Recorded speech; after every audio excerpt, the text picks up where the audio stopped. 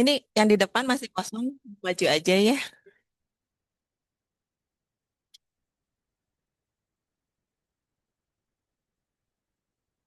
Belum. Oh.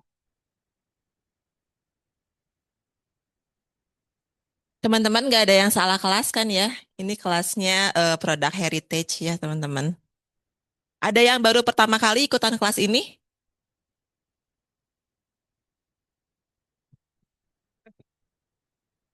Hah? Ini kelas siapa? Kelas Ciwidya. Kelasnya udah sering ya ngajar ya. Ini nggak ada yang mau duduk di depan ini. Oke, siap. Bisi kebita ya Terati ya. Oke. Aduh.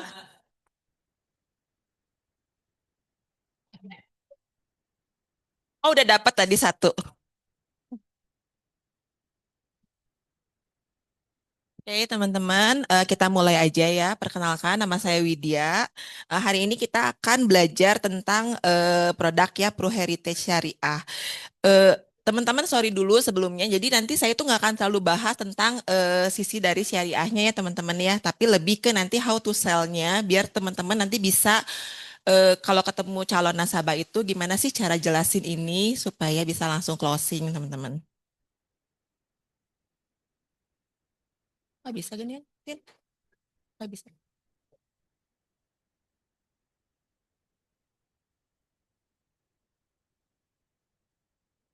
Ya, yang itu dulu aja. Oke. Nah, teman-teman untuk ini tuh adalah produk asuransi jiwa tradisional ya teman-teman ya. Jadi balik lagi kalau tradisional itu bayarnya itu udah pasti ada eh iya betul. Jadi ada tenggatnya ya. Jadi ada yang 5 tahun, 10 tahun dan 15 tahun. Nah, teman-teman ini produk tradisional yang udah dikeluarin sama Pru. Jadi teman-teman nanti bisa bisa lihat tuh kategorinya kalau misalnya nasabah teman-temannya pengen produk health, jadi apa sih yang teman-teman bisa jual? Nah, kalau produk Pru Heritage sendiri itu dia adanya di Whole Life Pure Protection, teman-teman. Jadi ini tuh hanya UP Jiwa Pure, nggak ada manfaat lainnya. Berbeda dengan kalau yang lama tuh kita kan pernah jual future ya, proof future yang lama itu ada waivernya. Tapi sekarang proof future-nya udah yang baru, yang revamp itu nggak ada waivernya ya teman-teman ya. Nah itu tuh sebetulnya kalau teman-teman mau ketemu calon nasabah boleh tuh diliatin ininya. Jadi ini produk tradisional yang Pru punya. Tergantung nanti nasabahnya pengen yang mana. Kita bisa arahkan sesuai dengan kebutuhan mereka. Ya bisa loh. Juga forkopincang. Nah, ini potensial target marketnya ya teman-teman ya. Nah, sekarang itu selain individu, heritage juga bisa dijual ke corporate ya teman-teman ya. Bisa dijual ke corporate. Ini teman-teman bisa baca sendiri. Oke, nah ini keunggulannya teman-teman. Yang pertama, ini yang selalu saya jual ke calon nasabah saya. Kenapa sih perlu ambil Pro Heritage? Kenapa sih nggak ambil Future aja misalnya contohnya ya. Jadi kalau Pro Heritage ini tuh dia ada booster proteksi teman-teman. Booster proteksinya itu 150%. Atau berarti maksudnya apa sih? Kalau misalnya nasabah teman-temannya pengen ambil 10 M, itu tuh ada boosternya bisa nambah 50%. 5 miliar tapi tanpa kenaikan premi. Nah, cuman yang pentingnya adalah nanti teman-teman harus jelasin kenapa harus ambil ini, kenaikan preminya berapa itu harus dihitungin sama kita nanti supaya mereka paham, oh iya ya, kita ambil sekarang dengan ambil nanti itu bedanya jauh banget. Keunggulan yang kedua, ini pelindungannya jangka panjang hingga 100 tahun, teman-teman. Jadi ya kalau buat umuran sekarang itu kan jarang banget ya yang sampai 100 tahun. Tapi kita nggak boleh bilang kayak gitu. Saya biasa suka bilang kayak gini, angka harapan hidup di Indonesia itu 76 tahun. Jadi produk ini pasti cair. Hemat kontribusi hingga 45%. Maksudnya apa? Jadi setiap produk tradisional itu kalau kita ambil lebih besar itu akan lebih murah preminya. Gimana cara bandinginnya? Jadi teman-teman nanti boleh buat 1 M, 2 M, 2,5 M, atau 5 M. Nanti jauh lebih murah yang langsung ambil 5 M teman-teman. Nah, ini juga termasuk dalam perhitungan nasabah prestis. Nah, maksudnya apa sih? Jadi kita tuh ada tabel prestis ya teman-teman ya. Jadi kalau tabel prestis itu ada ada minimalnya. Jadi minimalnya itu 10 miliar UP jiwa atau 500 juta collected premi per tahun itu.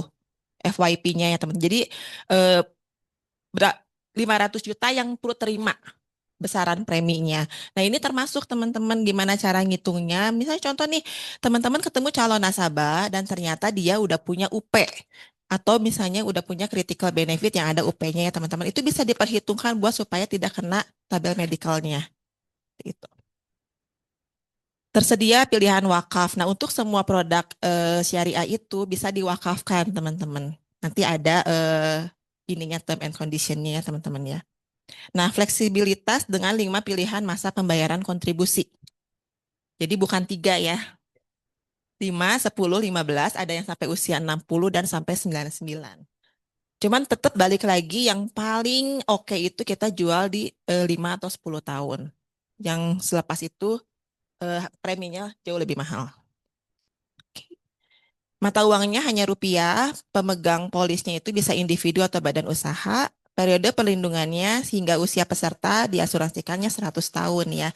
Nah, teman-teman, biasanya tuh kalau kita dulu pernah jual perwarisan ya itu kan ada yang namanya manfaat akhir kepesertaan ya. Kalau ini nggak ada ya.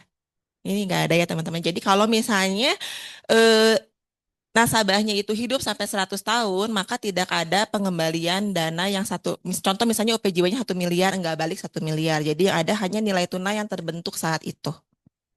Tapi itu juga nggak pasti kalau yang namanya nilai tunai ya. Oke, nah pemegang polis sama teman-teman minimal usianya itu 21 tahun usia sebenarnya atau 18 tahun jika sudah menikah. Pesertanya itu dari umur 1 tahun sampai 70 tahun ulang tahun berikutnya ya teman-teman ya. Jadi kalau anak-anak boleh nggak? Boleh. Maksimum usia masuk dibedakan tergantung masa pembayaran kontribusi yang dipilih. Oke. Nih. Nah, ini manfaat untuk meninggal dunianya ya teman-teman ya. Jadi balik lagi, kalau misalnya penerima manfaat itu kan akan menerima 100% dari santunan yang diambil. Tapi ada konsep liennya lagi. Masih ada yang bingung soal konsep lien? Clear ya. Yang baru oke ya konsep lien ya. Jadi kalau konsep lien itu kalau misalnya nasabahnya belum berusia 5 tahun, itu dapatnya nggak full nanti uang pertanggungannya. Contoh misalnya kalau tertanggung utamanya adalah anak-anak usia 3 tahun, ambil 1 miliar. Tapi misalnya kalau resikonya meninggal dunia, maka ahli warisnya nggak akan dapat 1 miliar. Tapi dapatnya adalah 60% dari 1 miliar. Hanya dapat 600 juta. Clear ya teman-teman? Nah, ini yang bagusnya, ini yang penting yang teman-teman harus jelasin ke calon nasabah teman-teman. Karena kalau jual produknya aja, oh ini mah UP Jiwa murni, preminya sekian, dapat manfaatnya sekian, itu tuh sama persis sama manfaat-manfaat yang company lain jual. Tapi teman-teman harus jual di sininya. Kenapa sih ini tuh bagus? Kenapa dengan premi segini kamu tuh punya potensi mendapatkan lebih? Nah, dari sininya ya teman-teman ya. Nah, ada nggak sih company lain yang jual seperti ini? Ada. Tapi mungkin agentnya berbeda cara jelasinnya. Nah, kita harus ya legacy kan harus berbeda. Nah, teman-teman yang oh gitu ya.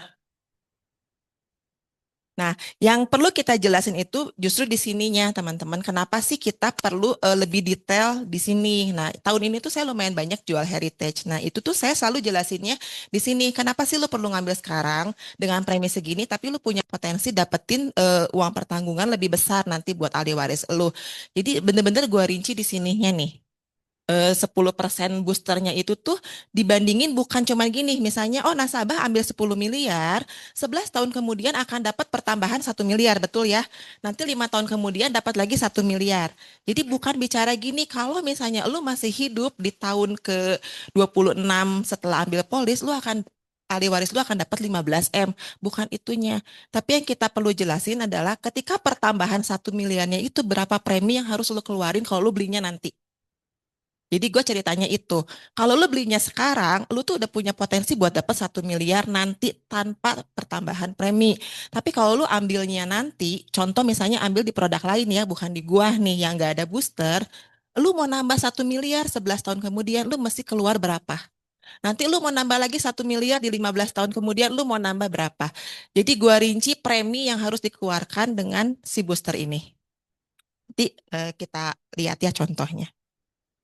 Nah, ini tuh teman-teman kenaikan 10% ini tuh setiap 5 tahun, tapi dimulai dari tahun polis ke-11 ya. Jadi ketika tahun polis ke-11 baru muncul tuh 10% pertama. Nanti 5 tahun kemudian muncul lagi 10% yang kedua sampai totalnya 50%. Nah, yang bagusnya ya teman-temannya si booster proteksi ini walaupun polisnya lapse, tapi ketika dipulihkan dia akan langsung dapat. Nggak di renew harus nunggu lagi gitu. Enggak. Contoh nih misalnya di tahun ke-11 itu pas dia lapse. Nah, itu tuh nanti begitu dia pulihkan, si boosternya itu akan langsung masuk, akan langsung dapat. Oke, nah ini ya contohnya ya teman-teman ya. Jadi kalau misalnya total santunan, kenapa? Oh, jadi kalau misalnya ambil 5 miliar, berarti potensi dia itu dapetin 7,5 miliar. Oke ya, ini contohnya. Bapak Andang usia 40 tahun bukan perokok. Dia ambil masa pembayarannya 15 tahun dengan perlindungan 100 tahun ya teman-teman ya. Dia ambil santunan asuransinya 500 juta dengan kontribusinya 6,8 juta per tahun. Polisnya mulai aktif 1 Juni 2025. Berarti nanti dia di 1 Juni 2025 berarti 40 ya, 11 tahun kan. Itu dia akan dapetin booster proteksi yang pertama. Dia tetap bayar loh. Itu dia udah tahun ke-10 dia tetap bayarnya itu 6,8 juta, tapi UP dia nambah 500 juta.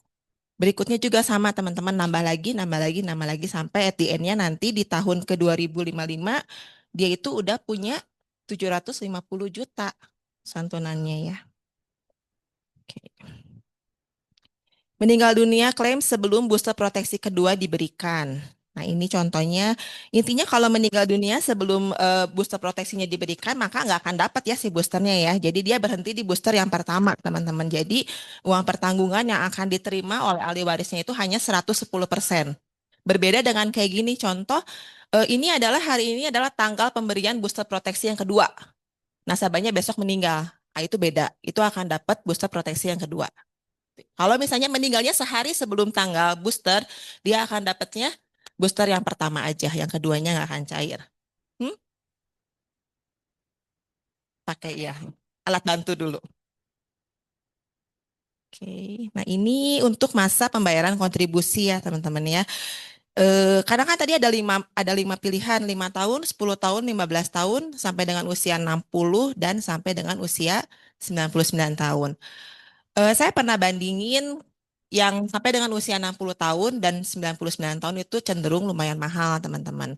Kalau misalnya ngebandingin sama unit link itu mirip aja sih, kayak kita bayar unit link, bayar terus preminya gitu ya. Paling ideal itu 10 tahun.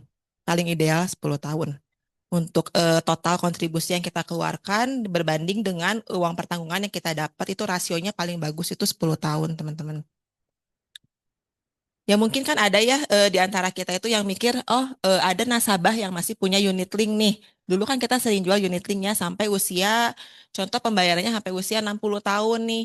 Terus udah gitu kita pengen rubah, misalnya kita pengen rubah ke heritage ini gitu ya. Itu boleh-boleh aja, sah-sah aja kalau kita rubah, tapi kita harus kasih tahu dulu premi dulu yang kamu bayarkan dengan nanti potensi yang harus kamu bayar nih sampai usia segini berapa, terus kita bandingin dengan yang kita buat sekarang, teman-teman. Nah, itu kalau teman-teman mau bandingin, jangan dibandingin dengan masa bayarnya yang sama 60 tahun atau 99. Teman-teman harus bandingin sama masa bayarnya yang 5 tahun. Itu jauh lebih murah nanti kelihatannya, walaupun premi yang dibayarkannya lebih besar. Tapi nanti jompang banget gitu. Jadi kelihatan bahwa ini tuh lu bayar 5 tahun lagi ya, tapi pasti perlindungannya 100 tahun. Tapi kalau ini lu bayar sampai 60 tahun, and then nanti di usia 60, kok contohnya gini, gue tetap masih ada gitu kan ya. Jadi gue bayar asuransi buat apa gitu. Karena kan makin lama makin gede tuh biaya asuransinya. Kayak gitu. Oke. Nah ini untuk frekuensi pembayaran kontribusinya itu sama teman-teman pilihannya ada bulanan, ada triwulanan, setengah tahun, dan tahunan. Balik lagi kalau yang namanya produk tradisional itu ada faktor pengali ya. Saya sarankan nasabah itu ambilnya yang tahunan. Kenapa ya kita ceritain dengan lu ambil tahunan, yang pertama lu dapat diskon 1 bulan. And then bukan cuma 1 kali, selama lu bayar lu tetap dapat diskon kayak gitu. Dan buat kita sebagai tenaga pemasar kita dapat FYP ya teman-teman yang lebih memudahkan kita buat pencapaian achievement ya. Nah, untuk perubahan frekuensi pembayaran kontribusi itu diperbolehkan. Contohnya apa? Misal nih ya, tahun ini nasabah teman-teman mau ambilnya tahunan. Terus tahun depan, oh saya mau ganti jadi bulanan, boleh nggak? Boleh. Mau ganti jadi semesteran, boleh nggak? Boleh. Kayak gitu. Jadi itu untuk perubahan frekuensi itu diperbolehkan. Nah, tapi teman-teman, setiap ada perubahan frekuensi pembayaran, semua produk itu akan mempengaruhi surrender value-nya. Karena kan contoh gini ya, biasa nasabah itu ingatnya gini, tahun pertama dia bayar tahunan nih, tahun kedua, ketiga, keempat, kelima, sampai ke 10 dia bayar bulanan. Dia ingatnya bayar bulanan. Ketika future value, kenapa kok dihitungnya seperti ini gitu? Sorry, bukan future value, surrender value. Kenapa kok nilainya jelek gitu kan? Padahal premi yang saya bayarkan sekian. Nah, balik lagi teman-teman, waktu tahun pertama dia bayar kan hanya 11 bulan ya, bukan 12 bulan. Itu mempengaruhi. Nah, kalau misalnya frekuensi pembayarannya dirubah, itu tuh hanya merubah preminya aja ya teman-teman ya. Jadi kalau yang contoh nih, preminya bisa 1 bulannya itu 1 juta. Kalau kita bayar 1 tahun kan berarti kan 11 juta. Contoh ya, kadang nasabah suka nanya gini, Wit, saya kan bayar 11 juta, dapat UP 1 miliar. Kalau saya ganti jadi bulanan kan saya bayar setahunnya jadi 12 juta kan. Kenapa UP-nya nggak nambah? Nggak nambah ya tetap ya teman-teman ya. Jadi untuk uang pertanggungan itu tetap 1 miliar. Ketentuan kontribusinya itu tidak berubah selama masa pembayaran kontribusi. Nah, ini teman-teman, kontribusi ditentukan berdasarkan usia, jenis kelamin, sama status merokok. Kalau sekarang itu Pur kayaknya lebih ketat ya. Jadi jangan sampai kalau misalnya merokok tapi supaya jadi ini ditulis tidak perokok. Jangan teman-teman ya, tetap tulis aja merokok. Besar santunan asuransi, terus masa pembayaran kontribusi yang dipilih, frekuensinya juga sama keputusan underwriting. Nah, yang terakhir ini eh, mungkin kan kalau yang namanya UPJW itu sebenarnya Pru itu lebih oke lah fleksibel ya beda dengan health ya. Kalau health misalnya contoh nih suka ada yang konsul ke saya, Ci kalau health mau ambil ini ada riwayatnya ini bisa nggak sih? Kita udah tahu nih, ini mah kayaknya nggak bisa, ini mah pasti decline. Tapi kalau untuk UP Jiwa itu lebih fleksibel karena ya yang namanya UP Jiwa itu semua orang pasti klaim sebetulnya. Maka si Pru itu akan mencoba datengin semua reas, bisa nggak nih mau nggak ambil dengan resiko seperti ini. Nah, tapi balik lagi teman-teman, untuk semua produk jiwa, kalau ada dikit aja riwayat, itu riwayat yang paling krusial ya. Kalau menurut saya yang paling krusial itu hipertensi. Hipertensi. Padahal kan kalau misalnya kita bilang nih ya, umur 40 tahun misalnya masih sehat-sehat, kita juga nggak tahu dia punya hipertensi apa enggak, betul nggak ya? Nah, biasanya kalau orang yang udah tua itu suka minum obat pengencer darah atau minum obat darah tinggi. Kalau kita tanya, suruh siapa minumnya? Nggak ada yang suruh sih karena kita udah tua. Nah, itu tuh berpengaruh banget. Nah, ketika ada hipertensi, maka rate up-nya itu bisa sampai 50%. Mahal banget untuk semua produk health, untuk semua produk jiwa. Itu mahal banget 50%. Jadi seperti kayak yang ya udah lu mau mau enggak ya udah gitu sih pro-nya gitu ya. Oke.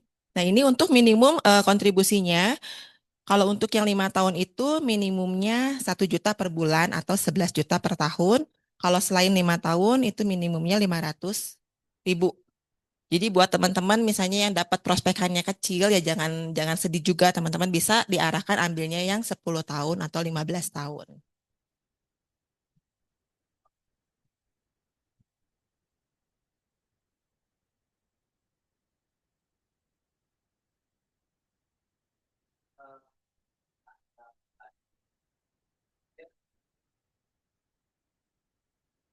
Biasanya kalau orang udah tua itu akan kena LPK. Sejauh mana lu tahu bahwa calon nasabah lu itu tidak pernah melakukan medical dimanapun, tidak pernah datang ke rumah sakit dimanapun gitu. Karena ya balik lagi ya, intinya kan kita mah di tengah-tengah ya. Kita itu kan harus seimbang lah, harus bantu nasabah iya, harus bantu Pru juga iya, bantu kita juga iya, betul nggak? Jadi kalau memang betul nasabahnya memang nggak ada riwayat dan memang kalau kita tanya kan, kenapa kamu minum obat darah tinggi? Kenapa kamu minum pengencer darah? Dan saya mah ikut-ikutan, kata teman saya umur segini harus minum gitu kan ya. Ya kita perlu tanya, pernah medical check up nggak di mana? Pernah ke dokter nggak di mana gitu. Tapi ya kalau menurut saya ya umur 60 gitu nggak mungkin lah dia nggak pernah medical check up sama sekali gitu. Nggak mungkin juga dia nggak pernah ke dokter sama sekali gitu sih. Ya, nah ketika LPK ya dipastikan aja sih tensinya bagus. Betul.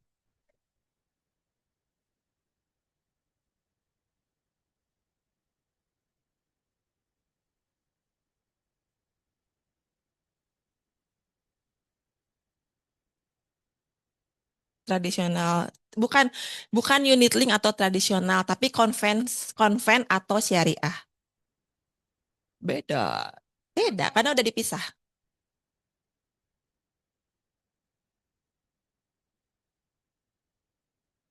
Nggak dilihat dari itunya sih.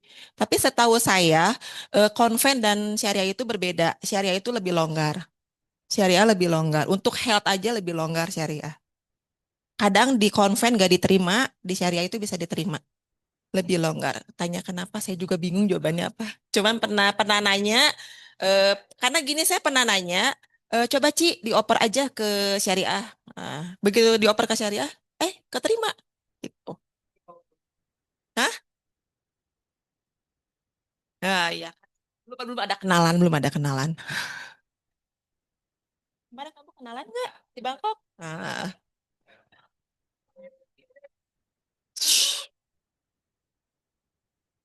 Oke, nah ini yang tadi saya cerita hemat kontribusi ya teman-teman. Nah, kenapa kita harus menawarkan langsung UP yang besar ya? Kenapa? Karena ini kalau lebih dari 5 miliar itu hemat kontribusinya 45%. Nah, teman-teman boleh nih kalau misalnya ketemu calon nasabah, ketika calon nasabahnya misalnya contoh, oke, buatinlah gua 1 miliar. 1 miliar berarti hematnya 30%. Nah, teman-teman harus coba buatin 2,5 miliar. Bandingin 1 miliar dan 2,5 miliar. Ah, biasanya nggak nampak. Kita harus bikin gini, 1 miliar, 1,500,000,000. Kita totalin preminya berapa. Nah ini kalau lu ambil 1 miliar, segini. Tahun depan lu mau ambil lagi 1 miliar, nambah lagi segini. Tahun depan mau nambah 500 juta, nambah segini. Kalau lu langsung ambil sekarang 2,5 miliar jadi segini. Jadi preminya ditambah-tambahin. Tuh. Dan yang kalau 5 miliar kan 45%. Teman-teman boleh hitung 1 M-nya 5 kali. Kaliin dan itu dapatnya berapa. Oke. Sebetulnya kalau teman-teman buka ilustrasi itu langsung kelihatan. Kalau 5 miliar contoh 140 juta setelah diskon jadi 99 juta itu udah kelihatan langsung sih. Ada.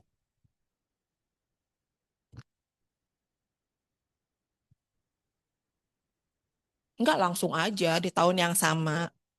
Mm-mm. Buat ngebandingin gitu. Kalau nasabah teman-temannya pengen 1 miliar, jangan diambil yang langsung 5 miliar karena kejauhan. Dideketin dulu misalnya jadi ke yang 2,5 M kayak gitu. Kalau misalnya nasabah teman-teman pengen ambil 3 miliar, deketin ke 5 M kayak gitu. Oke. Nah ini yang alokasi kontribusinya ya teman-teman ya. Jadi ada dana tabaru, iuran tabaru, sama ujroh. Ini saya nggak akan bahas. Nah ini untuk pengalokasiannya. Jadi kontribusi itu akan dialokasikan ke iuran tabaru dan ujroh teman-teman. Tidak ada alokasi untuk dana nilai tunai peserta.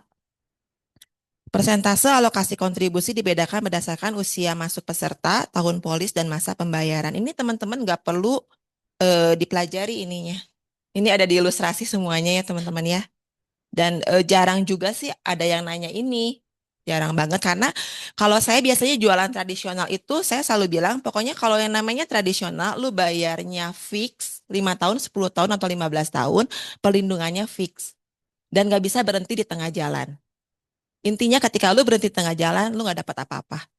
Uang pertanggungan nggak dapat, premi juga nggak balik. Jadi saya selalu bilangnya kayak gitu ke calon nasabah saya. Oke. Nah, ini keunggulannya teman-teman. Nah, teman-teman boleh ceritain. Kadang suka ada yang bilang kayak gini, dah saya mah nggak punya anak. ah saya mah punya anak tapi saya mah nggak mau diwarisin juga kok ke anak saya gitu. Nah teman-teman boleh cerita dari sisi wakafnya ya. Nah program wakafnya ini udah ada ininya ya lembaganya yang ditunjuk oleh Prudensial ya teman-teman ya. Dan ada juga TNC-nya, jadi nggak bisa semuanya diwakafkan gitu. Jadi ada kalau nggak salah minimal maksimalnya itu 33% ya, 30%. Nah, untuk wakaf ini hanya berlaku untuk pemegang polis perorangan. Ini teman-teman nanti bisa baca sendiri ya. Kayak ini lembaganya, ini untuk proses pengajuannya. Jadi kalau untuk wakaf itu ada ikrarnya ya berarti ya langsung ya nanti ya. Dan kalau untuk wakaf sendiri itu nggak bisa hanya apa ya kesepakatan antara pemegang polis dan tenaga pemasar ya berarti harus ada ahli warisnya ya. Betul ya Terati ya. Jadi harus ada ahli waris harus mengetahui bahwa ini akan diwakafkan sebagian ya teman-teman ya. Nah, untuk underwriting-nya, teman-teman, sama untuk semua produk itu ada diberlakukan full underwriting. Artinya apa? Betul-betul dilihat secara medikalnya dan finansialnya, teman-teman. Kadang kita tuh mikirnya kayak gini ya, nasabah saya pengen ambil UP besar, kena tabel medikal, tapi kita suka lupain tabel finansialnya, teman-teman. Ya, jadi ada banyak kasus itu yang klaimnya itu gagal karena secara finansial ternyata nasabahnya itu nggak bisa bayar premi. Hati-hati ya teman-teman ya. Jadi kalau mau direka-reka ya jangan terlalu yang besar juga ya untuk finansialnya ya. Nah untuk produk ini itu kan balik lagi ya hasil underwriting itu sama semuanya bisa diterima dengan standar atau adanya rate up atau ditunda teman-teman. Jadi kalau ditunda ya jangan bersedih hati ya. Itu berarti bisa kita ajuin lagi. Nah kalau ditolak itu yang seru. Nah, untuk booster proteksi itu nggak masuk ke dalam perhitungan si tabel medical dan finansialnya, teman-teman. Nah, teman-teman mungkin ada yang bingung nih, tabel finansial itu apa? Jadi, tabel finansial itu apa ya disebutnya itu? Hmm, bukan kelayakan apa ya? Kesanggupan nasabah untuk membayar premi-premi dia. Jadi, bukan hanya polis yang akan diajukan sekarang, tapi total semua polis yang dia udah punya, teman-teman. Nah, bagusnya itu sekarang untuk konven dan syariah itu sekarang tabel finansial dan medikalnya itu dipisah, teman-teman.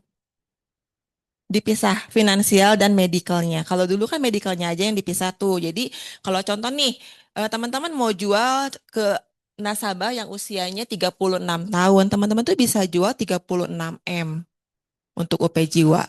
Produknya bisa bisa beda-beda gitu karena bisa dipecah-pecah ya. Dan untuk tabar finansialnya juga untuk yang syariah dan konven itu dipisah juga teman-teman. Kalau misalnya yang prestis itu kan sampai 15 M itu hanya kena LSAR ya, jadi nggak kena yang lain-lain. Nah, untuk ketentuan agregasinya, medical underwriting-nya itu akan digabung dengan produk PKKS, PCA, dan Prucerah 1 tahun terakhir. Nah, ini teman-teman maksudnya apa sih? Contoh nih, nasabah teman-teman itu udah ambil PCA ya, ambil PCA 2 tahun yang lalu, ambil 8M 2 tahun yang lalu ya. Dia mau ambil sekarang 8M lagi, nah itu nggak akan kena tabel medikal karena yang dilihat hanya 1 tahun ke belakang gitu. Nah, untuk finansialnya itu 10 tahun terakhir, teman-teman. Itu akan tetap dihitung. Gitu ya. Itu tuh kan mempengaruhi ya teman-teman harus tulis penghasilannya berapa. Jangan sampai nanti, oh ini karena balik lagi gini ya teman-teman. Mungkin nasabah teman-teman, nasabah baru nih ke teman-teman, tapi kan nggak tahu dia punya di mana. Bank S pun kena ya. Bank S pun kelihatan. Jadi apa yang saya lakukan? Saya biasanya itu suka nanya sama ARP atau sama Pak Arif. Pak Arif, data ini boleh tolong dicekin nggak dia udah punya apa aja di Pro. Tapi saya alasannya gini, ini pengen ngambil prestis kurang berapa gitu. Nanti dia akan kasih lihat tuh, oh ternyata misalnya Andre udah punya 40 M misalnya kayak gitu. Jadi ya itu kan, oh belum ya? Oke, jadi gitu ya teman-teman ya. Karena teman-teman itu sebagai field underwriter, jadi kalau ada apa-apa tuh jangan langsung dimasukin ke Pru dulu, teman-teman lihat dulu, boleh konsul sama leadernya dulu. Jadi jangan apa-apa tuh langsung masukin, masukin nanti begitu udah masuk nggak bisa keluar lagi soalnya kalau di Pru udah kedetek ya. Jadi konsul dulu sama teman-teman di kantor, ini perlu gimana, ini oke nggak buat dimasukin kayak gitu ya. Oke. Nah, masa mempelajari polis sama teman-teman 14 hari sejak dokumen polis diterima. Nah, sekarang Pru itu nggak kirim dokumen polis hard copy-nya ya, dia itu kirimnya email. Jadi 14 hari semenjak nasabah terima email. Oke ya. Jadi pastikan, karena semua ini nggak ada hard copy-nya, pastikan penulisan email nasabah itu harus benar. Titik komanya harus benar ya. Oke. Nah, kalau misalnya contoh nih, ternyata dalam mempelajari polis itu nasabahnya itu nggak jadi saya mah batal aja. Maka itu akan dipotong 100.000 preminya ya teman-temannya. Premi yang nasabah udah bayar akan dipotong 100.000. Kalau ada medical akan dipotong juga.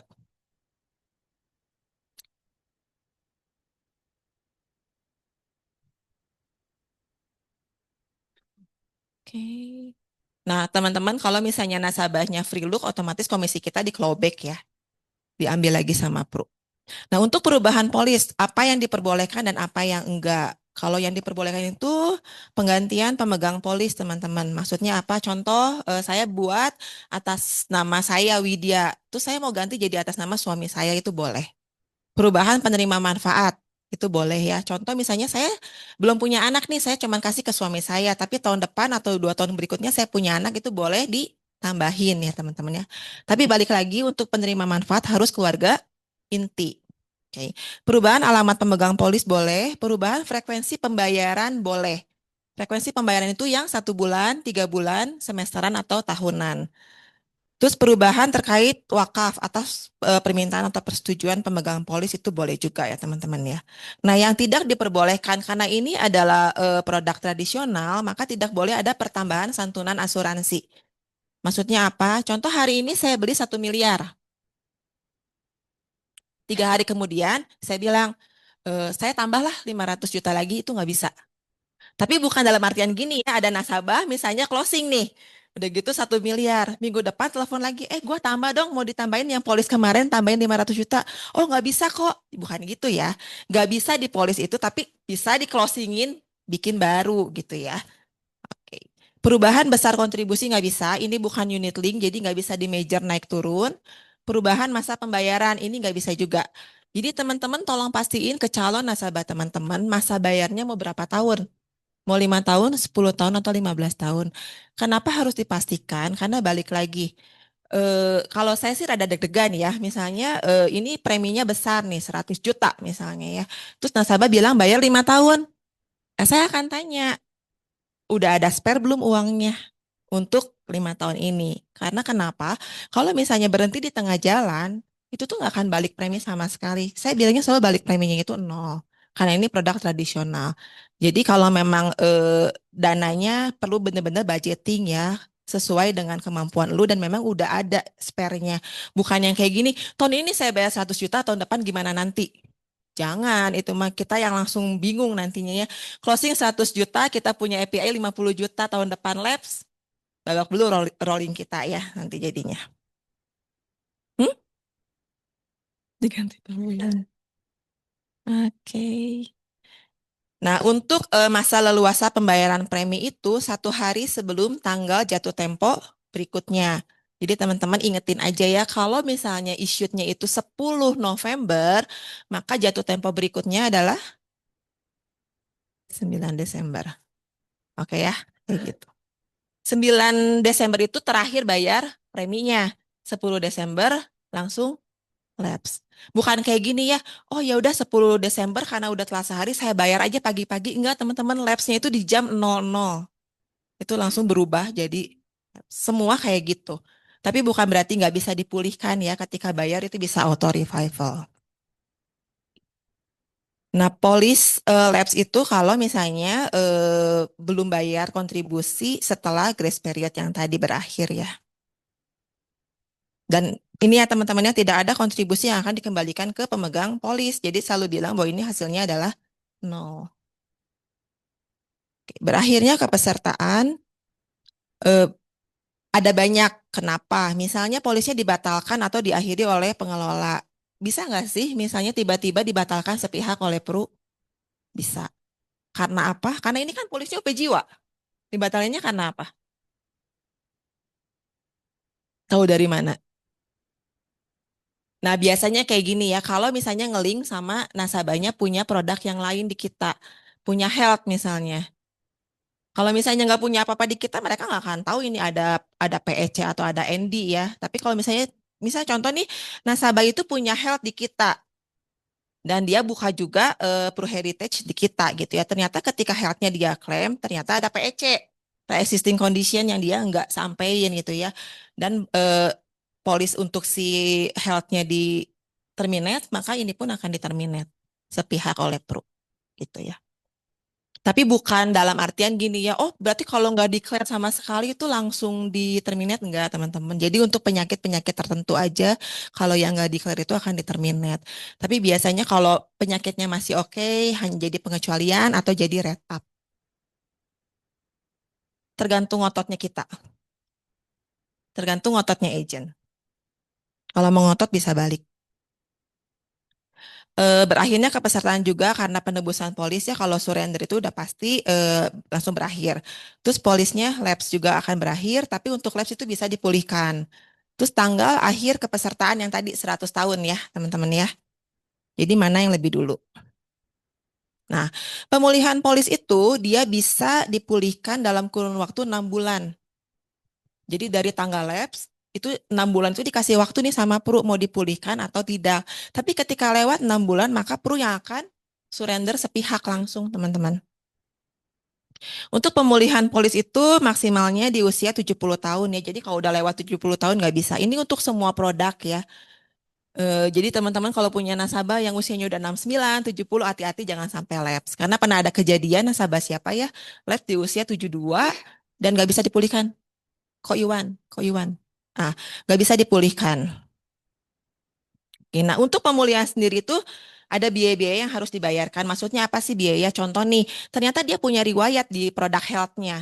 Maka ketika pemulihan mungkin ada medical. Nah, ketika medical biasanya bayar sendiri. Perlu nggak akan bayarin. Oke. Nah, bagusnya untuk semua produk syariah itu ada surplus underwriting ya teman-teman ya, yang akan dihitung setiap akhir tahun kalender dan dibagikannya setiap tanggal 30 April. Surplus ini bisa dapat bisa enggak teman-teman. Jadi kalau saya selalu bilangnya kayak gini, ada surplus underwriting. Ketika prudensialnya mengalami keuntungan, maka dia akan bagikan nih ke calon nasabahnya semua. Tapi kalau misalnya nggak keuntungannya nggak bagus, dia tidak akan bagikan gitu ya. Nah, itu tuh besarannya itu 50% dia akan kasih ke pemegang polis, 20% akan dibagikan ke dana tabaru, 30-nya diambil oleh Pru ya, oleh pengelola. Syaratnya apa? Tidak ada klaim. Karena ini adalah manfaat UP Jiwa, otomatis nggak ada klaim ya. Kalau ada klaim, polisnya berakhir, berarti udah meninggal kan ya. Terus per 31 Desember, terus usia polisnya itu minimal 1 tahun, teman-teman. Jadi kalau nasabah teman-teman closingnya sekarang, itu dia nggak akan dapat nanti tahun depan. Dapatnya tahun berikutnya. Karena harus 1 tahun polis dulu. Dan harus dibayar penuh per 31 Desember. Maksudnya apa? Ketika jatuh tempo Desember, dia nggak bayar. Karena kan ada grace period ya. Dia bayarnya di Januari. Nah, dia nggak berhak buat dapat. Karena harus 1 tahun penuh, dia harus ke kolek sama Pru untuk preminya. Dan polisnya harus enforce saat surplusnya dibagikan. Untuk pengecualian polis, teman-teman, karena ini adalah produk syariah, maka yang namanya bunuh diri itu nggak bisa ya. Itu aja. Tindak pidana ini sih sebenarnya mirip-mirip ya tindak pidana. Contoh misalnya punya kepentingan dia atas manfaat asuransinya. Itu tuh yang seru ya teman-teman ya. Terus misalnya contoh mabok gitu kan. Dia berkendara mobil udah gitu mabok kecelakaan meninggal itu juga sama nggak bawa SIM. Itu yang simpel-simpel kayak gitu yang kadang kita tuh suka nggak ngeh teman-teman. Kenapa ya ini tuh kok perlu nggak bayar gitu ya. Padahal nasabah saya itu meninggal kecelakaan. Ternyata ketika meninggal kecelakaan, BAP polisi nasabahnya itu mabok, dalam kondisi mabok. Nasabahnya tidak bawa SIM. SIM-nya expired. Nggak bisa kan kalau ini kan nggak bukan KTP. Jadi KTP, KTP tuh jadi KTP. SIM-nya expired. Itu tuh hal-hal yang simple, yang minor, tapi itu bisa menggagalkan klaim gitu. Terus berdasarkan hukum pengadilannya, contoh ini nasabahnya nggak bersalah, tapi belum diketok pengadilan dia bersalah atau enggak, itu akan ngegantung untuk ininya ahli warisnya. Intinya karena kita tinggal di Indonesia, maka semuanya harus sesuai dengan hukum di Indonesia. Ketika melanggar hukum di Indonesia, maka perlu juga akan taat, dia tidak akan mencairkan ya teman-teman. Ini komisi kita. Jadi untuk semua produk tradisional itu komisi kita cuma 2 tahun ya teman-teman ya, kecuali yang sampai usia 99. Sama PWM kita dapatnya seumur hidup ya. Oke ini. Nah teman-teman kalau ngelihat itu perbedaannya, untuk komisi itu dibedakannya kontribusinya tahunan atau non tahunan teman-teman. Nah makanya kenapa kita pushnya itu nasabah bayar tahunan. Yang pertama kitanya juga tenang, nggak akan mungkin lapse ya, nggak deg-degan ya gitu ya. Terus nasabah juga nggak akan lupa bayar. Sama kita juga dapat FYP ya lebih besar. Oke. Nah teman-teman udah untuk bahannya ada yang mau ditanyakan dulu nggak?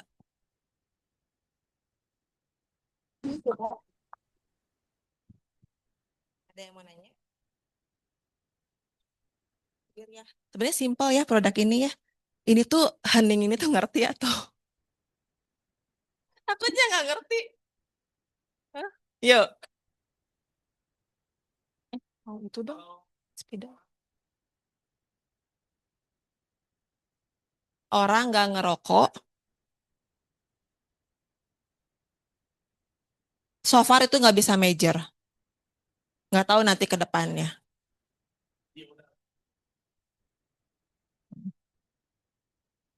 Merokok, asalnya tidak merokok, jadi merokok.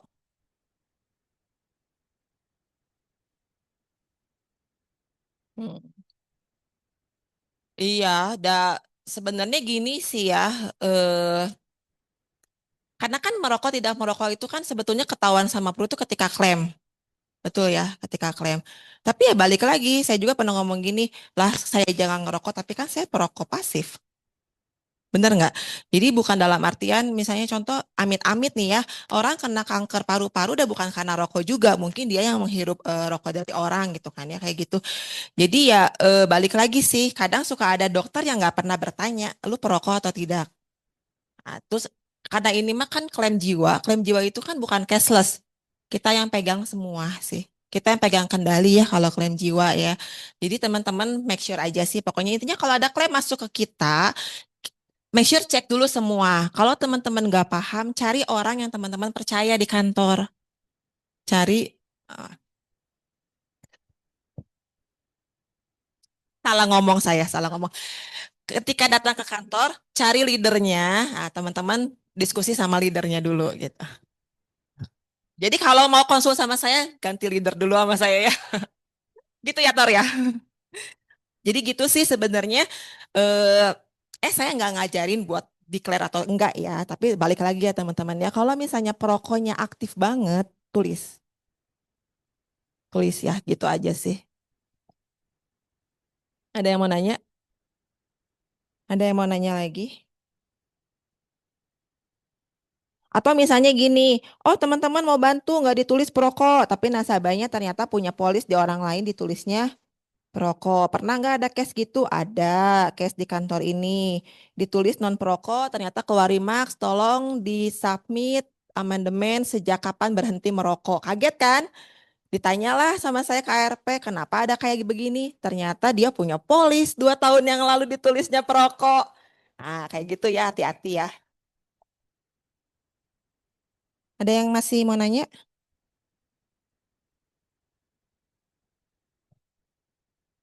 Hmm? Nggak akan di ACC sama Pru. Kalau mau berhenti merokok itu harus 12 bulan sejak berhenti merokok dia baru submit baru submit SPAJ. Nah, jadi gini ya contoh ya, nasabah lu itu berhenti merokoknya 2 tahun yang lalu. Nah, lu boleh. tidak merokok. Misalnya gini, dia punya polis 10 tahun yang lalu, dia punya polis health 10 tahun yang lalu ditulisnya perokok. Udah gitu lu submit nih hari ini. Submit hari ini ditulisnya tidak perokok karena memang udah berhenti merokok. Lalu perlu amen. Nasabah itu berhenti merokok sejak 2 tahun yang lalu. Kalau lu tulisnya 1 tahun yang lalu itu nggak bisa. Tulis 6 bulan lalu nggak bisa. Jadi harus 12 bulan sejak berhenti merokok baru boleh buka SPAJ baru. Gitu.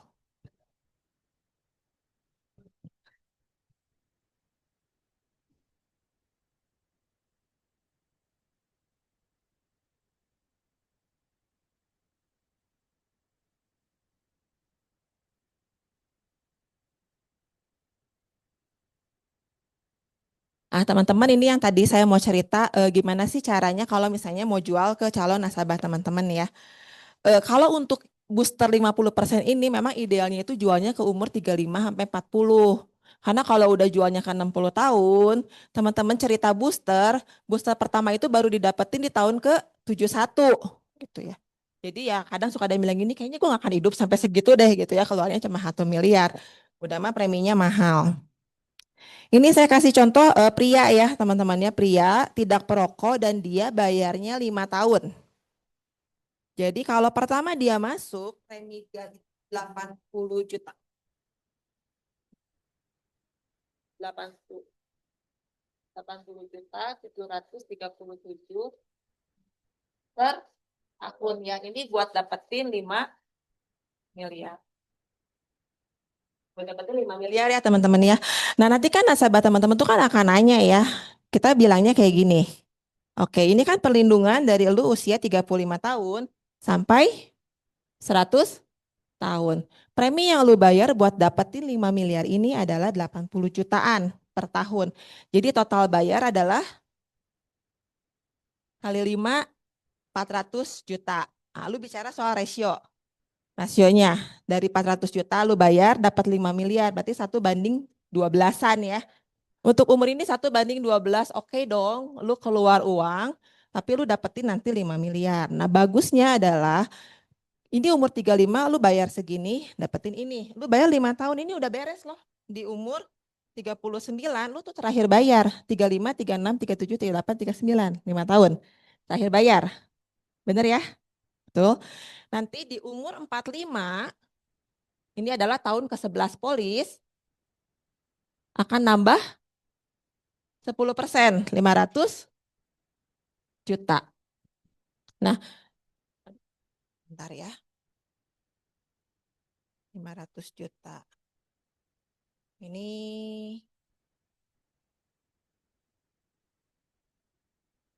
Nah, untuk dapetin 500 juta ini ketika nanti usia lu ya, lu tuh harus keluar premi kurang lebih 15 juta per tahun. Kalau bayarnya 5 tahun. Berarti total lu harus keluar 75 juta. Itu yang pertama. Nah, sekarang 5 tahun berikutnya dapat lagi 10% di usia 49. Dapat 500 juta lagi nih.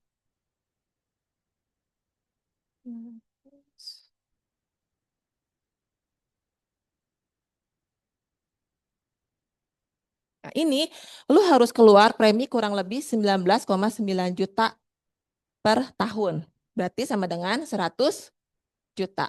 Oke ya, boleh ya. Gue bilang kayak gini ya. Berarti setiap 5 tahun lu harus nambah 25 juta buat dapetin 500 juta ya. Jadi nanti gue ngitungnya kayak gini. Booster pertama lu keluar 75 juta. Booster kedua 100 juta. Booster ketiga 125 juta. Booster keempat 150. Kelima 175 juta. Ini jadi berapa?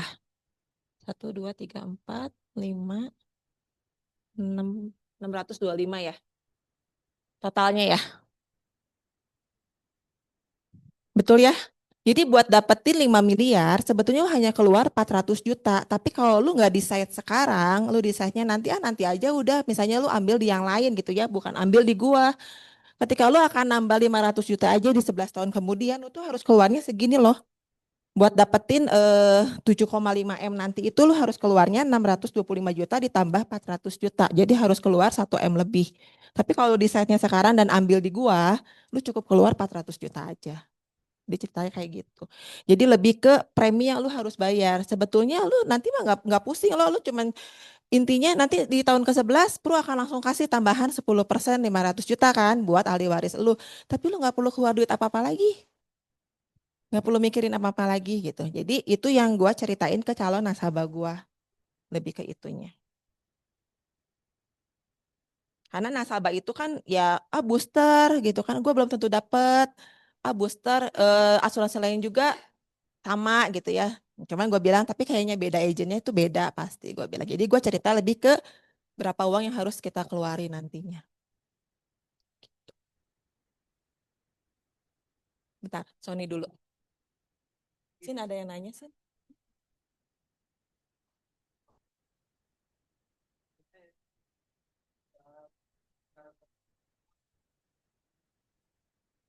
Produknya yang mana dulu ya sebelah.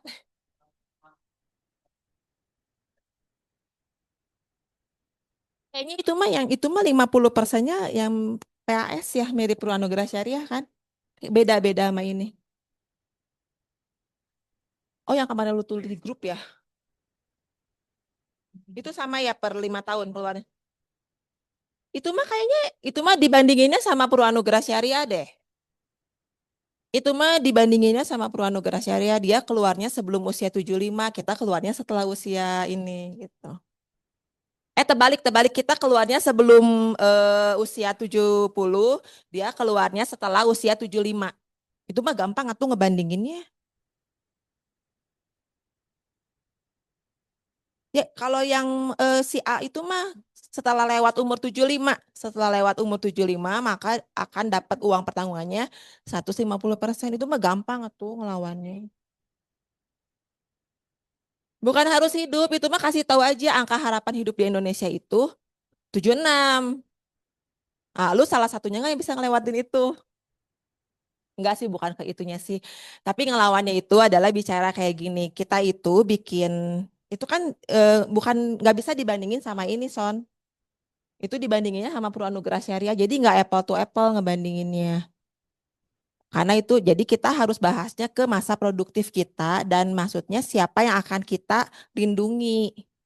Sebetulnya Pru itu bagus loh, dia itu, jadi Pru itu melindungi, bukan melindungi kita. Jadi Pru itu memastikan ketika terjadi apa-apa sama kita, ahli waris kita itu bisa tetap berjalan kan kehidupannya ya. Nah, kenapa sih kita harus, jadi gue bilang kayak gini, kenapa lu harus ambil Pru Anugerah Syariah dibanding yang di sana gitu ya. Kalau misalnya di kita itu, si Pru itu akan kasih lebihnya 150%-nya itu di usia kita produktif. Di usia ketergantungan anak kita. Gue kasih contoh gue. Nih gue umur 44. Ya, umur 44 kalau iya, berarti umur 17. Kamu mau di ini ya? Mau di apa namanya? Mau mau langsung di blok ya?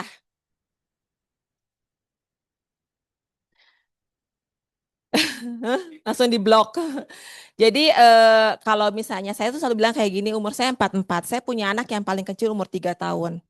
Nah, anak itu kan kita bilang udah tidak bergantung dengan orang tua itu ketika usia 25 ya. Berarti perlu waktu 22 tahun kan. Nah, sebetulnya Pru itu bagus loh. Dia ngeset Pru Anugerah Syariah itu dia memastikan ketika terjadi resikonya sama gua sebelum anak gua usia produktif, maka dia kasihnya 150%.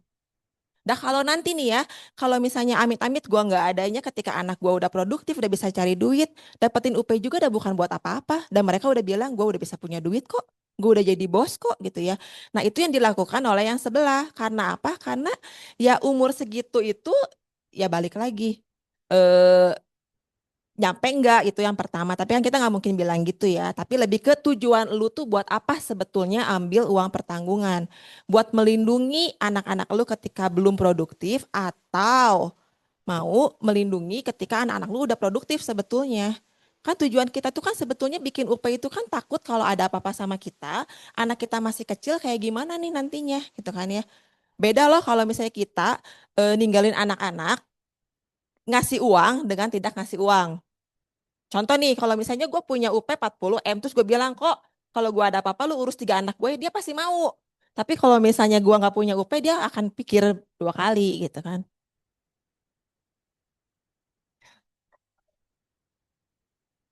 Jadi intinya gitu teman-teman. Jadi buat kadang gini, kalau teman-teman dibandingin sama produk lain, jangan langsung, oh ini mah gini-gini. Enggak. Tapi teman-teman harus lihat dulu ini produknya sama nggak. Layak nggak buat dibandingin sama produk kita.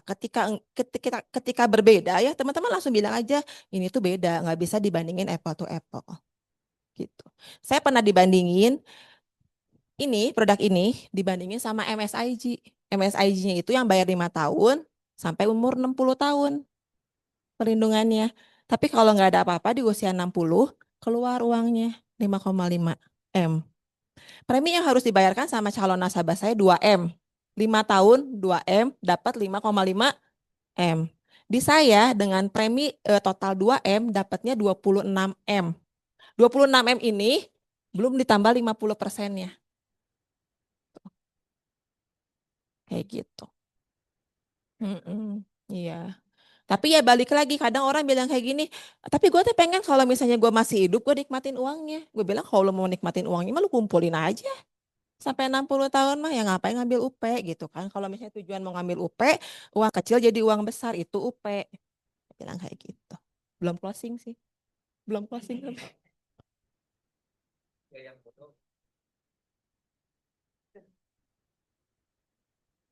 Ada yang masih mau nanya? Oke.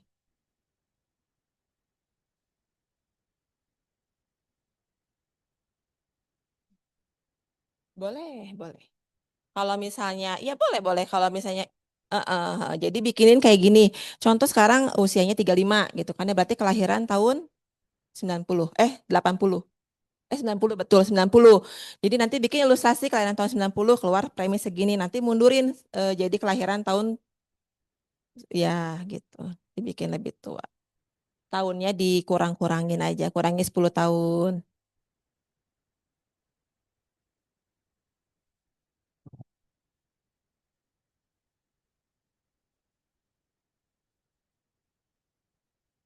Ini tuh cocok banget teman-teman tawarin di umuran kita sebetulnya. Karena intinya sampai kita kan bicara angka harapan hidup ya.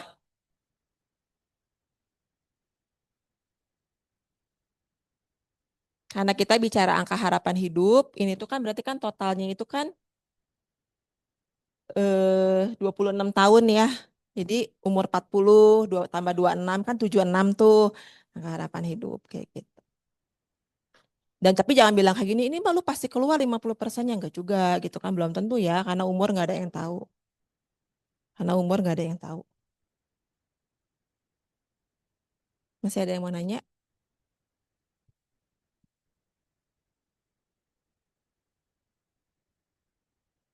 Iya, bisa dihitung.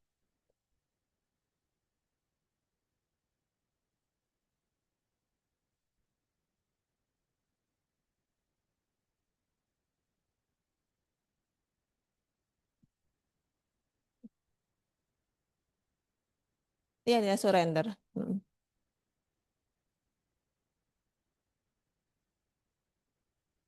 Mm, tapi kecil pisan. Kecil, kecil banget. Kalau saya sih biasa ngomongnya pokoknya yang namanya produk tradisional itu tidak boleh mengharapkan uang balik gitu kan. Intinya lu bayar 5 tahun buat dapetin perlindungan sampai sekian. Gitu. Makanya kalau misalnya ada orang yang bilang mau buka 200 juta antara seneng sama syok. Takutnya nggak bisa bayar lanjutannya ya. Iya gitu. Jadi bener-bener ditanya langsung, emang income lu berapa per bulannya? Emang ini gitu. Lu mampu nggak gitu ya? Oke, teman-teman masih ada yang mau nanya?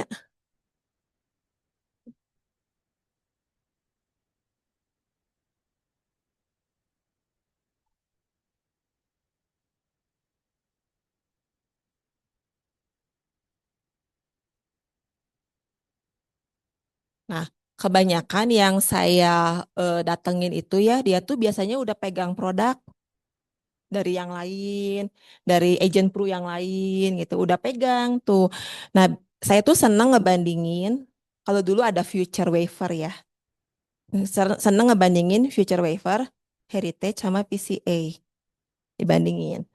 Tapi nanti kan keluar tuh dari nasabahnya, ah Wit, gue mah nggak perlu kondisi kritis. Oke, kita cabut ini ya, gitu. Jadi bandingin sama yang ini. Terus kenapa ini kenapa premi ini kan pasti lebih mahal preminya. Ini kenapa lebih mahal preminya dibanding future ya? Kita jelasinnya ini, gitu.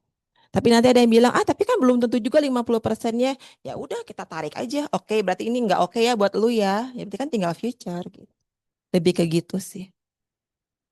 Tapi ya balik lagi tetap nanya dulu, lebih cenderung lu maunya apa. Kita punya produk ini. Terus kalau misalnya suka nanya, gua health udah punya, udah misalnya ya. Gue gak akan nanya di mananya ya udah aja. Berarti kan bukan nasabah gua, berarti bukan healthnya di gua kan udah oke health lu udah bagus gitu kan. Kritis udah punya belum? Kalau misalnya belum, nah kita cerita di kita itu ada kritis, ada dua PCA dan PCB. Apa plus minusnya PCA dan PCB ya kita jelasin. PCA dari tahap awal, PCB tahap akhir aja. PCA kita punya waiver, PCB enggak.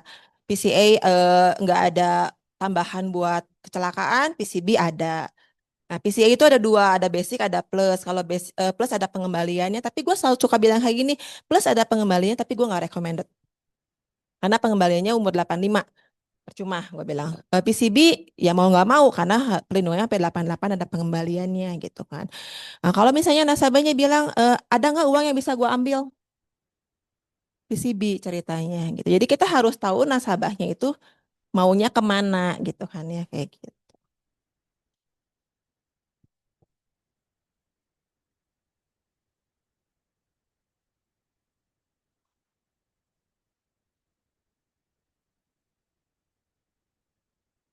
Dulu nanya pajak ke gue nih. Mm-mm. Mungkin Victor bisa bantu jawab.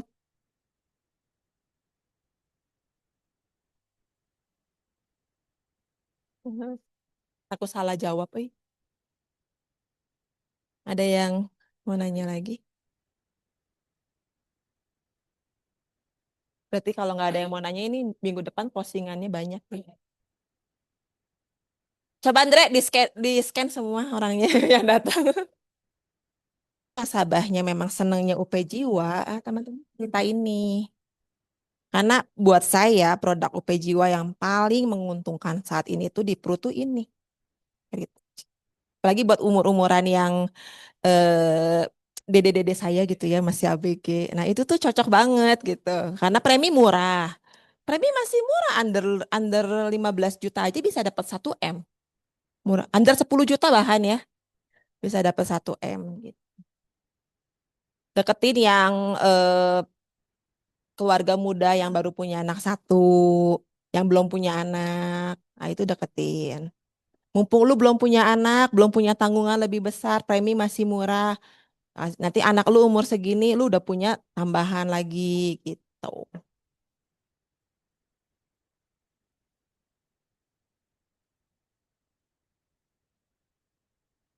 Hmm? Sales idea apa ya?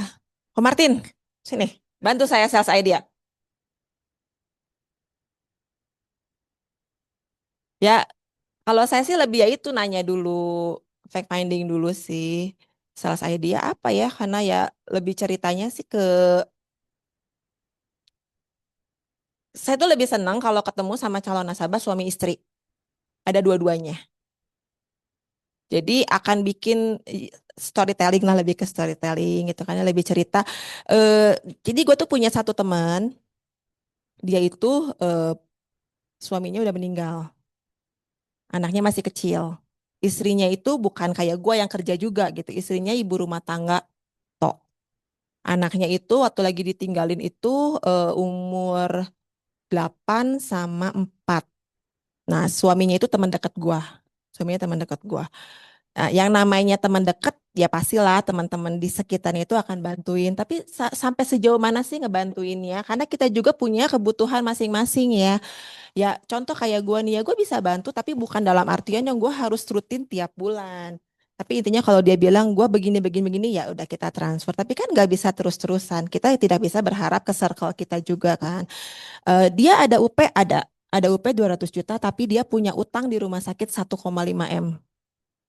Sampai sekarang masih belum kebayar full 1,5 M. Itu. Rumah sakitnya baik, nggak maksudnya ya udah lu kalau misalnya masih belum mampu, masih belum bisa, nanti aja. Itu rumah sakitnya di Malaysia. Baik tapi baik banget. Kalau lu belum ada uang nggak apa-apa bayar gitu ya. Dalam hati gua ya udah lu bilang nggak punya uang dulu aja sampai sekarang. Dah karena memang ini nggak baik pisan dokternya yang mintain. Baik pisan pokoknya memang ini bless banget sih karena memang temen gue juga baik pisan sih.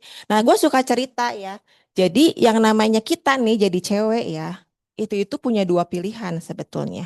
Ketika ada resiko sama suami kita. Makanya para suami ya tolong ya UP-nya dicek ya. Kalau masih 1M 2M itu tuh nggak ada apa-apanya, tolong dicek ya. Biaya hidup itu tinggi gitu kan ya. Jadi gue tuh selalu bilang, jadi seorang ibu tuh ya punya dua pilihan buat misalnya kalau ada resiko sama spouse-nya ya, sama sebelahnya. Yang pertama dia akan ngebesarin anak-anaknya sendiri dan bersandarnya sama uang pertanggungan yang lu udah siapin. Intinya gini ya, kalau misalnya lu udah nyiapin 10M, otomatis gue pikir gini, semua cewek kayaknya akan melakukan hal yang sama. Ketika suaminya meninggal duluan, dia tuh nggak akan mikirin merit, nggak akan mikirin merit. Dia itu akan mikirin gimana caranya anak gue bisa gue gedein, tapi gue itu nggak kehilangan momen sama anak gue. Jadi gue kerja, tapi anak gue tetap gue yang pegang gitu ya. Itu tuh pasti semua mami tuh kayak begitu. Kecuali mami gatel gitu ya. Kalau papi mah gak usah ditanya. Belum belum kering kuburan juga kayaknya udah nyari lagi tahu nggak? Eh, enggak, kalau papi mah gak usah ditanya ya. Kayaknya belum kering juga udah nyari lagi. Alasannya banyak. Hah? Makanya harus dibilangin sebelum kuburan gua kering lu nggak boleh nyari, tapi tiap hari lu mesti siramin kuburan gua gitu ya. Jadi basah terus gitu. Eh, jadi intinya gitu teman-teman. Jadi semua istri itu kebanyakan seperti itu. Ketika lu apa udah mempersiapkan segala sesuatunya, dia tuh nggak akan mikirin. Dia hanya mikirin gimana anak gua tetap bisa bareng sama gua, tapi gua nggak perlu kerja keluar, tapi gua bisa ngehidupin mereka. Yang kedua adalah cari suami baru. Demi siapa? Demi anak-anaknya. Itu yang dilakuin sama temen gua. Itu yang dilakuin sama temen gua. Dan kalau misalnya cari cari suami baru ya, itu tuh nggak mungkin nyari yang muda. Kalau nyari yang muda itu sama aja kita ngurusin jadi beban carinya. Nih dengerin para suami ini istri semua yang bilang ya jadi beban.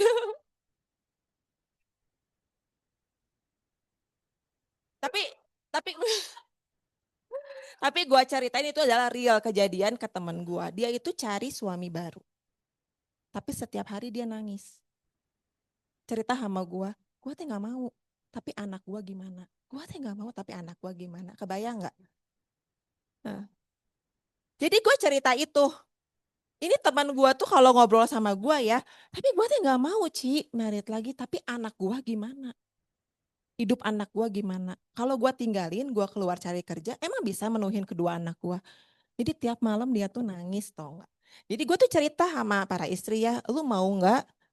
Eh, maksudnya punya ini ya, punya satu kepastian dari ketidakpastian yang ada.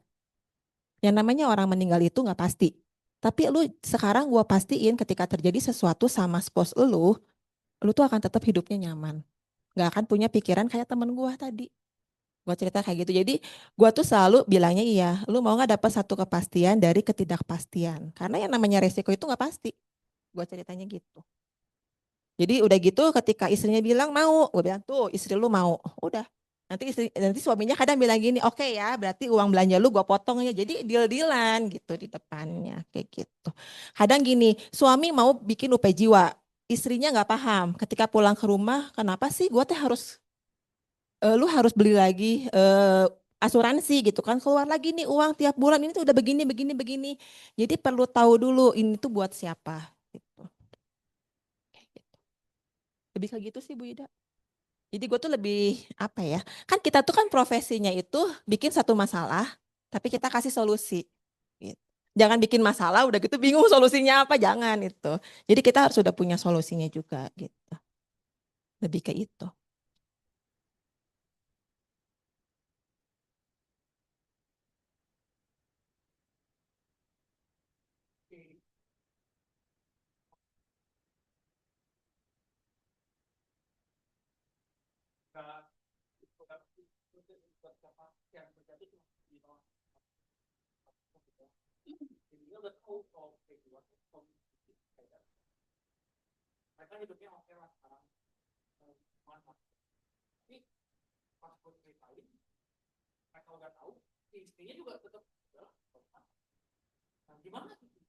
Umur berapa? Anaknya?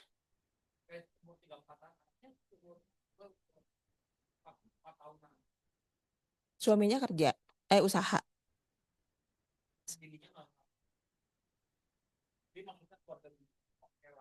Hmm, apa ya? Coba lu tanya aja apa yang jadi objection buat lu. Kan lu udah ngerti nih, udah paham tujuannya itu buat apa gitu kan ya. Sebetulnya kan ini tuh kalau yang namanya polis asuransi itu tuh kayak yang gak berguna saat ini.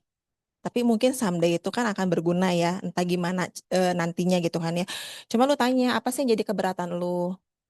Maksudnya secara lu kan produktif nih sekarang ya, maksudnya sanggup kan bayar premi, apa yang jadi keberatan lu? Udah gitu ya ceritain aja kalau misalnya dia udah punya health, udah punya kritis. Nah, coba aja lu cerita dari kritis dulu. Misalnya yang namanya resiko hidup itu ada tiga gitu kan. Lu cerita dari yang kritisnya. Misalnya kalau terjadi kondisi kritis, nah ini nih biayanya nih segini gitu kan. Lu udah oke belum gitu kan. Terus ketika terjadi kondisi kritis sama kepala keluarga, jadi kan lu lebih maunya jual OP jiwa kan, tapi lu masuk dari kondisi kritis nih. Ketika terjadi kondisi kritis sama kepala keluarga suami lu, otomatis kan shutdown dong. Karena semua yang pegang suaminya, istrinya kan enggak. Nah, balik lagi seberapa seberapa kaya circle istrinya, belum tentu juga mereka akan bantu. Itu karena yang namanya kita udah berkeluarga, apapun yang terjadi ya urusan kita berdua suami istri. Mau dibantu juga bantu nggak akan mungkin terus-terusan ngebantu gitu. Pasti ada saatnya stop bantu gitu kan. Jadi intinya ketika terjadi resiko itu yang gue ngerti. Jadi lu jangan bicara soal biaya ya. Biaya buat dia berobatnya, lu jangan bahas. Tapi bahasnya ketika terjadi kondisi kritis sama kepala keluarga, otomatis semuanya kan shutdown nih. Suami lu jadinya nggak bisa cari uang kan, berhenti semua. Itu apa yang akan lu lakukan? Gitu. Karena kan lu ibu rumah tangga toh. Nggak mungkin kalau langsung tiba-tiba, oke, sekarang giliran gue yang harus cari uang. Tapi kan nggak langsung bisa dengan gampang lu merubah itu gitu. Lu mau pegang bisnisnya, lu juga nggak ngerti. Lu mau kerja di luar, umur udah ketuaan. Kayak gitu. Jadi lebih ke situ. Tapi jangan bahas biaya berobatnya ya, karena dia punya uangnya. Tapi lebih bahas ke itu. Kalau misalnya dia masih bisa ngomong nih, oh ya kalau misalnya itu shutdown, misalnya gue masih punya duit dan lain sebagainya, oke. Nah sekarang kalau misalnya pertanyaannya, dia check out. Tuhan lebih sayang sama dia. Apa yang akan lu lakukan? Lebih ke itu sih.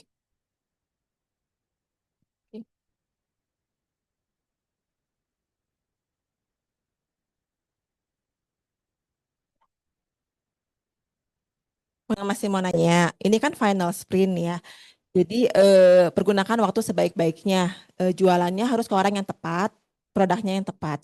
Nah, mau jual PSP itu gampang-gampang susah sebetulnya ya. Jadi karena kan itu kan dananya di holdnya 20 tahun ya. Nah, teman-teman coba cek eh, polis nasabah teman-teman. Cek ada nilai tunainya nggak? Ada nilai tunainya enggak? Contoh misalnya teman-teman punya nasabah nih udah lama gitu ya. Ada nilai tunainya 200 juta misalnya. Teman-teman boleh cerita, tapi ceritanya jangan kayak gini.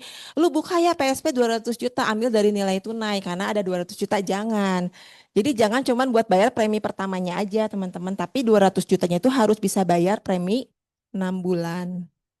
6 tahun, sorry 6 tahun, harus bisa bayar 6 tahun. Jadi kan 30 juta kayak gitu. Nah, ceritain sama-sama disimpan di Pru, tapi kelebihannya adalah kalau di sini unit link, premi naik, turun. Kalau di PSP itu mulai tahun ke-6 itu lu dapet yang namanya bunga pasti nilainya dan itu lebih besar dari kalau lu simpan di unit link. Jadi ceritanya kayak gitu. Teman-teman mulai buka tuh nasabahnya ada nggak yang gede? Kalau nasabahnya ada 100 juta misalnya, teman-teman buka aja 22 juta. Karena nanti kan 5 tahun kemudian itu kan si unit link nambah lagi. kan bisa bayar. Tapi intinya lu bandingin kalau di unit link naik turunnya itu nggak pasti. Sekarang 100 juta di unit link, 6 tahun kemudian paling banter jadi 120, 110. Tapi ketika lu pindahin sama-sama ini produknya produk Pru sama-sama disimpan di Pru, tapi nanti ketika tahun ke-6 lu akan dapat transferan dari Pru sekian, tahun ke-7 sekian, tahun ke-8 sekian terus berlanjut gitu sih. Sampai November ya. Kayaknya sih diperpanjang kayaknya sih.